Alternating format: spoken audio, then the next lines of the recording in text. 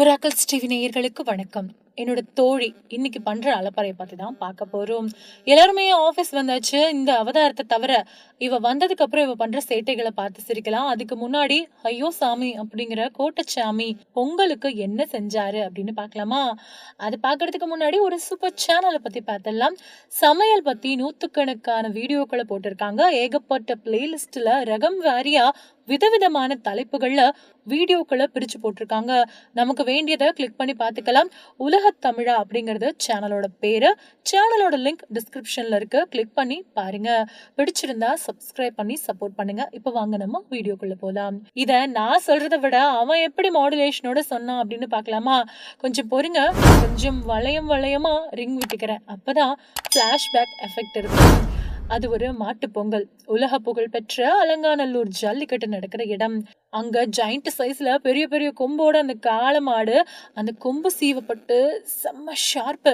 அது வாடிவாசல் வந்து நின்ன உடனே சுத்தி இருக்கிற காளை அடக்க கூட்டம் எல்லாமே தெரிச்சு ஓடுது. ஆனா நான் அப்படி பயந்து ஓடல. கூட்டத்துல ஒரு பொண்ணோட கத்தல் சத்தம் கேட்டுச்சு. ஓடிடுன்னு. இப்ப நானும் அந்த காளையும் நேருக்கு நேரா நிக்கிறோம். வேடிக்கை பார்க்க வந்த சின்ன பசங்க எல்லாம் பயத்துல கண்ணை மூடிக்கிட்டாங்க. இப்போ அந்த ரவுடி காலை வேகமா சீறிக்கிட்டு என்ன முட்டி தூக்கி போட வருது. இடைவெளி குறைஞ்சு பக்கத்துல வந்துடுச்சு. சில நொடிகள் மட்டும்தான் இருக்குது அது என்ன முட்டி தள்ளுறதுக்கு. இப்ப நானும் துணிஞ்சு அதை பிடிக்க தாவுன. அது மின்னல் வேகத்துல என்ன முட்டை ஏதோ வந்துடுச்சு. அடுத்த நொடி அந்த பயங்கரம் நடக்க இருக்குது. இப்போ செல்போன் மணி அடிக்கிற சத்தம் கேட்டு கனவு தூக்கம் எல்லாம் கலைஞ்சு போச்சு. நான் இந்த வருஷமும் ஜல்லிக்கட்டு காளையை அடக்கி சாம்பியன் ஆகுறது முடியாம போயிடுச்சு. போன் பேசிட்டு மறுபடியும் தூங்கிட்டேன். ஆனா அதே கனவு கண்டினியூ ஆகல. இப்படிதான் ஐயாசாமி மாடுலேஷனோட சொன்னான். மொத்த ஆபீஸும் தலையில அடிச்சுக்கிச்சு. இப்போ மறுபடியும் வளையமா ரிங். பிளாஷ்பேக் ரிங் தான். பிளாஷ்பேக் முடிஞ்சு போச்சு. ஐயாசாமி வந்து உட்கார்ந்துருந்தான். ஐயோ சாமி அப்படிங்கிற ஐயாசாமி இவன் என்ன உளர போறான் அப்படிங்கிறதுக்கு முன்னாடி இவனோட பிளாஷ்பேக் கொஞ்சம் பார்த்துடலாமா? ஸ்கூல் டேஸ்ல உப்மா சங்கத்துக்கு தலைவரா இருந்தான். உப்புமானா சரி, அது என்ன உப்மா அப்படின்னு தானே கேக்குறீங்க? உருப்படாத மாணவர் சங்கத்தோட சுருக்கம் தான் உப்மா. அதோட தலைவர் தான் இவன். உறுப்பினர் சேர்க்கை படுஜோரா வளர்ந்துச்சு. 3 ரூல்ஸ் தான் உறுப்பினர் ஆகணும் அப்படின்னா. ஃபர்ஸ்ட் ரூல், ஸ்டூடெண்ட்ஸ் யார் பேச்சையும் கேட்க கூடாது. அப்பா அம்மா டீச்சர்ஸ் இப்படி யார் அட்வைஸ் பண்ணாலும் அதெல்லாம் காதுலயே போட்டுக்க கூடாது. 2வது ரூல், ஸ்கூல் ஸ்டூடெண்ட் அப்படின்னா கண்டிப்பா ஃபெயில் ஆயிருக்கணும்.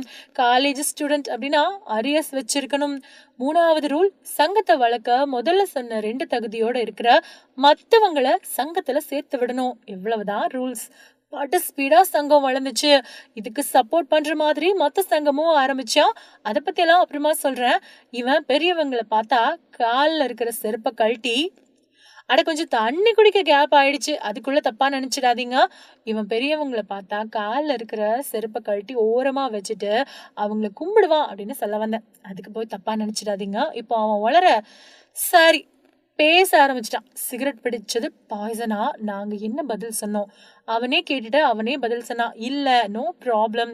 பட் ஆமா அப்படின்னு சொன்னா 2 ப்ராப்ளம். அது பாய்சன் அப்படின்னா மனுஷன் சாவானா சாக மாட்டானா? சாகலன்னா நோ ப்ராப்ளம். பட் செத்து போனா 2 ப்ராப்ளம். செத்து போன மனுஷனை புதைப்பாங்களா எரிப்பாங்களா? எரிச்சிட்டா நோ ப்ராப்ளம். பட் புதைச்சா 2 ப்ராப்ளம். அந்த இடத்துல புல்லு முளைக்குமா முளைக்காதா?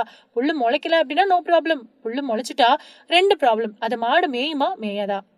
மேலனா நோ ப்ராப்ளம். மேய்ஞ்சிட்டா 2 ப்ராப்ளம். மேய்ஞ்ச மாடு பால் கறக்குமா கறக்காதா?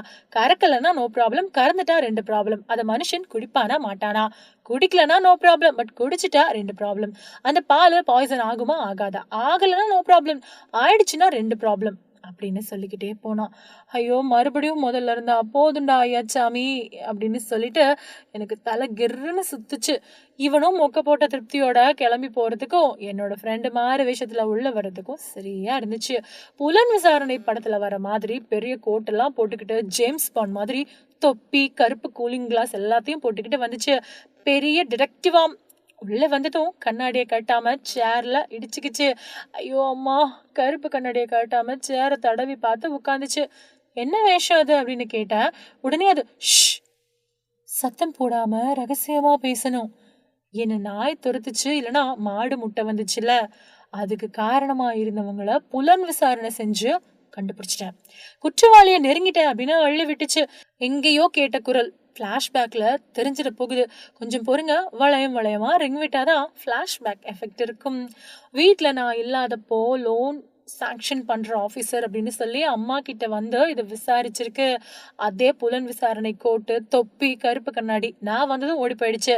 அம்மாட்ட நான் தான் லோன் கேட்கவே இல்லையே, அப்புறம் என்ன லோன் வெரிஃபிகேஷன் அப்படின்னு கேட்டேன்.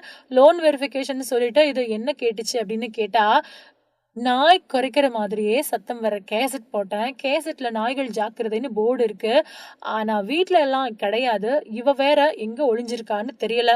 ஏசி எப்ப வாங்குனீங்க, கம்ப்யூட்டர் லேப்டாப் எல்லாம் எப்ப வாங்குனீங்க, ஃப்ரிட்ஜ் எப்ப வாங்குனீங்க அப்படின்னு ஆரம்பிச்சு கேஸ் எப்ப வந்துச்சுங்கிறது வரைக்கும் எல்லா பொருளையும் பத்தியும் கேட்டிருக்கு. அதாவது இவ எதிரிங்க கிட்ட காசு வாங்கிட்டோம், நாய் குலைக்கிற கேசட் சவுண்ட வச்சேன், ஒளிஞ்சுக்கிட்டு ஒட்டு கேட்ட இது ஐயோ அம்மா நாய் இல்லைன்னு கத்திக்கிட்டே ரோட்டை பார்த்து ஓடி போயிட்டா. இப்ப மறுபடியும் ரிவர்ஸ்ல வளையம் வளையமா ரிங் சுத்துது. ஃபிளாஷ்பேக் முடிஞ்சு போச்சு. அதுகிட்ட கேட்டேன், அன்னைக்கு நீ தானே லோன் வெரிஃபிகேஷன் சொல்லி இதே மாறு விஷயத்துல வீட்டுக்கு வந்த அப்படின்னு கேட்டேன். நாய் கத்துற சவுண்ட் ஐயோ அம்மான்னு கத்திக்கிட்டே ஓடி போனியே, அதுவா? பயந்த மாதிரி நடிச்சேன்.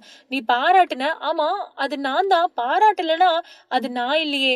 சந்தேகப்படுறவங்களா இருந்தா அதை விசாரிச்சு கிளியர் பண்ண வேண்டியது ஒரு டிடெக்டிவோட கடமை அப்படின்னு அள்ளி விட்டுச்சு. நான் எகிர்றேன் அப்படின்னு சொல்லிட்டு கருப்பு கண்ணாடியை கழட்டாமலே இழிச்சுக்கிட்டே ஓடி போயிடுச்சு. அது ஒரு தடவை ஸ்கூல்ல தமிழ் பரீட்சையில பொங்கல் பத்தி எழுத சொன்னாங்க. இது மாட்டு பொங்கலை பத்தி மட்டும் எழுதிச்சு. பொங்கலுக்கு மறுநாள் மாட்டு பொங்கல் அப்படின்னு ஆரம்பிச்சு கதை கதையா எழுதி தள்ளுச்சு. பொங்கலுக்கு மறுநாள் மாட்டு பொங்கல் இல்ல அப்படின்னு சொல்ல முடியுமா? மாட்டுக்கு கொம்பு இல்லைன்னு தான் சொல்ல முடியுமா? கரெக்டுன்னு தானே சொல்லி ஆகணும், மார்க் போட்டு தானே ஆகணும் அப்படின்னு சொல்லிச்சு. அதாவது பரவாயில்ல, போன பொங்கலுக்கு ட்ரெஸ் எடுக்கலையான்னு ஆபீஸ்ல எல்லாரும் கேட்டப்போ, பொங்கலுக்கு ட்ரெஸ் எடுக்கல, எனக்கு மட்டும்தான் எடுத்துக்கிட்டேன். பொங்கலுக்கு எடுத்தா பூரி, சப்பாத்தி, இட்லி, தோசைன்னு எல்லாருக்கும் யார் எடுக்கிறது?